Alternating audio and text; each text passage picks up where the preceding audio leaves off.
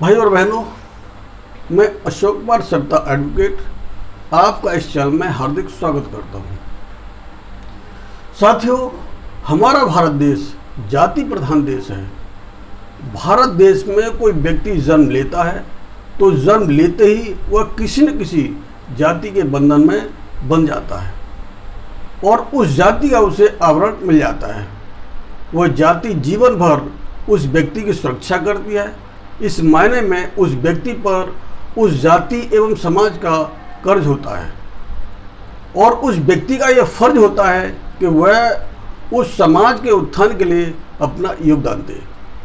साथियों, अक्सर ये देखा जा रहा है कि अपने समाज का वह व्यक्ति पढ़ लिख कर जब उच्च शिखर पर पहुंच जाता है या अच्छा बिजनेसमैन बन जाता है या किसी अन्य तरीके से वह बहुत बड़ा आदमी बन जाता है तो अपने समाज से दूर होता चला जाता है। जब अपने समाज के संगठन के कार्यकर्ता उसके पास जाकर समाज के विकास तथा उत्थान के सहयोग की बात करते हैं तो उनका सीधा सा जवाब होता है कि भाइयों, मैं अपने कार्य में बहुत बिजी रहता हूँ, मेरे पास समय नहीं है।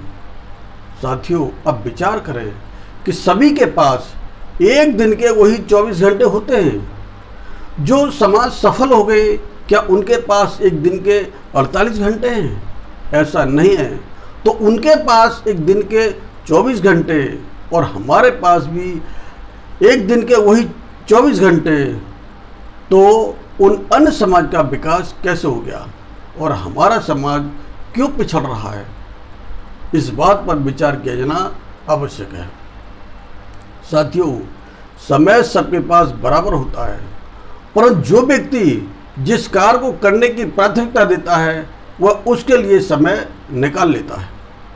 लेकिन सोचनीय विषय तो यह है कि हमारे समाज के ज़्यादातर लोग अपने समाज हित के लिए सोचते ही नहीं हैं और न समाज के विकास तथा उत्थान की बात करते हैं। तो फिर आप ही बताएं कि इस अपने समाज का विकास कैसे होगा? साथियों, आप समझ लीजिए कि जाति एक ऐसा बंधन है जो व्यक्ति के मरने के बाद भी खत्म नहीं होता है। कोई व्यक्ति अपने समाज को छोड़कर चाहे कितनी ही दूर जाना चाहे, वह दिखावटी रूप से तो अपने समाज से दूर हो सकता है, लेकिन वास्तविक रूप से वह अपने समाज से दूर हो ही नहीं सकता, क्योंकि हिंदुस्तान की जाति व्यवस्था ही कुछ इस प्रकार की है।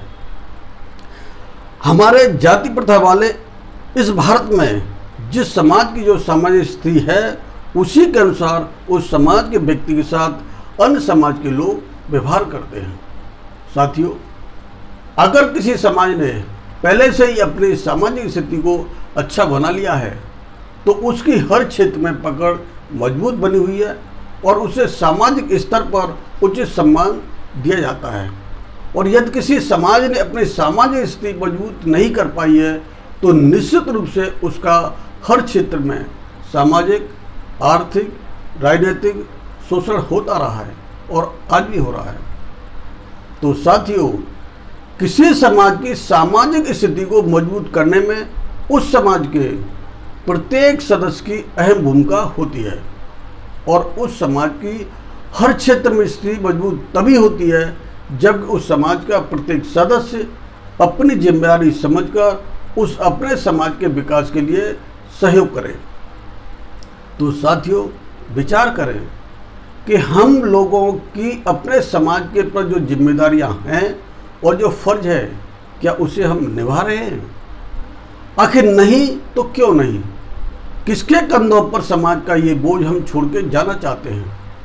साथियों, हमारे पूर्वज जिस जिम्मेदारी से कतराए उसका खामियाजा हमें भुगतना पड़ रहा है और हम और आपने भी इस जिम्मेदारी को नहीं उठाया और समाज विकास के लिए अपना फर्ज पूरा नहीं किया तो निश्चित रूप से इसका खामियाजा हमारे आगे आने वाली पीढ़ी को भुगतना पड़ेगा और इसी तरह से हमारे समाज का सामाजिक और राजनीतिक शोषण होता रहेगा। साथियों, अपने समाज का कोई व्यक्ति यदि अपने समाज के विकास में कोई सहयोग नहीं कर रहा है तो मान लीजिए निश्चित रूप से वह समाज के साथ धोखा कर रहा है। भाइयों और बहनों, आओ हम सब लोग मिलकर अपने समाज के सम्मान के लिए, समाज के उत्थान के लिए तथा विकास के लिए अपना सहयोग देकर फर्ज पूरा करें।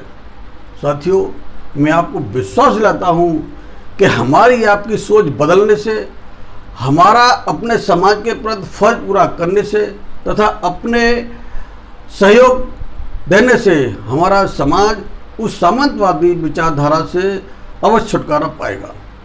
साथियों, मैंने अपने समाज को जागरूक करने का बीड़ा उठाया है। आप इस मिशन में मेरा साथ दें। आप इस चैनल को लाइक करें, शेयर करें, सब्सक्राइब करें। धन्यवाद।